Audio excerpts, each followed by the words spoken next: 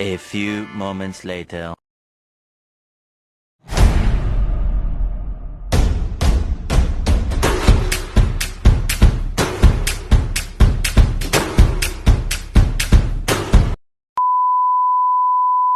Assalamualaikum warahmatullahi wabarakatuh. Perkenalkan, saya Eka Rizka Aulia dengan nomor MPM 202314501127 dari kelas R2J. Di sini saya ingin menjelaskan materi dari mata kuliah Filsafat Ilmu yang berjudul Logika dalam Filsafat Ilmu dengan dosen pengampu Bapak Anco Esos IMPD. Pun poin-poin yang akan dibahas. Yang pertama, pengertian logika. Yang kedua, manfaat logika bagi kehidupan. Yang ketiga, macam-macam logika. Dan yang keempat, tokoh filsafat Yunani. Pengertian logika dalam filsafat ilmu. Logika berasal dari bahasa Yunani kuno, yakni logos, artinya hasil pertimbangan atau pikiran yang diutarakan lewat kata dan dinyatakan dalam bahasa.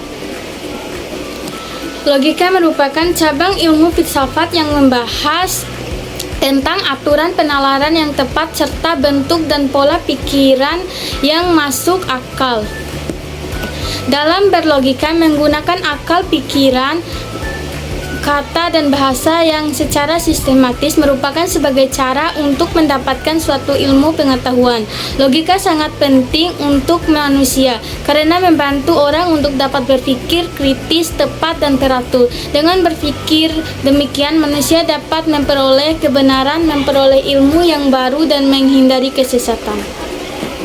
Logika bagi kehidupan memberikan pertolongan pada individu untuk mengembangkan pola pikir secara lurus dan benar atau sesuai dengan kaidah-kaidah berpikir logis, meningkatkan kemampuan individu dalam berpikir secara abstrak dan kemampuan berpikir yang sesuai dengan disiplin keilmuan tertentu secara logis, objektif, dan sistematis, mengembangkan kemampuan imajinatif, kemampuan berpikir secara kreatif, inovatif, dan produktif dalam mengkaji beragam fenomena kehidupan di masyarakat. Macam logika. Yang pertama, logika alamiah. Logika alamiah adalah kinerja akal budi manusia yang berpikir secara tepat dan lurus, sebelum dipengaruhi oleh keinginan-keinginan dan kecenderungan-kecenderungan yang subjektif. Kemampuan logika alamiah manusia ada sejak lahir. Logika ini bisa dipelajari dengan memberi contoh penerapan dalam kehidupan nyata.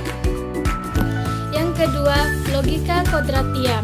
Logika kodratia ada pada setiap manusia karena kodratnya sebagai makhluk rasional. Sejauh manusia itu memiliki rasio, maka dia dapat berpikir atau dengan akal budi manusia dapat bekerja menurut hukum-hukum logika, entah secara spontan atau disengaja.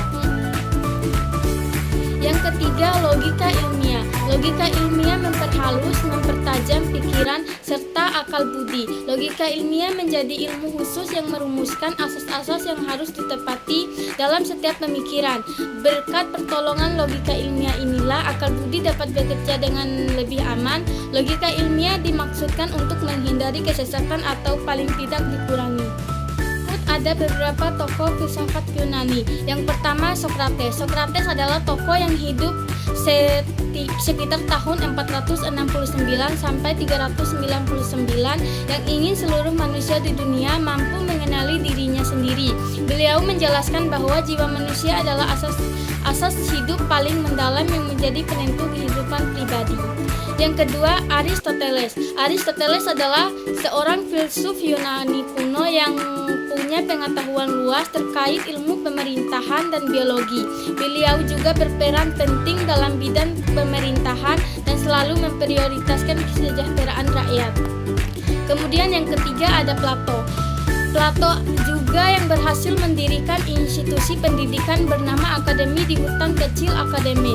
Menurut Plato, Tuhan merupakan jiwa alam semesta sebagai sumber dari semua gerakan yang lebih kuat dan konsisten. Logika juga berperan dalam mengklarifikasi konsep-konsep ilmiah dan memfasilitasi komunikasi yang jelas dan efektif tentang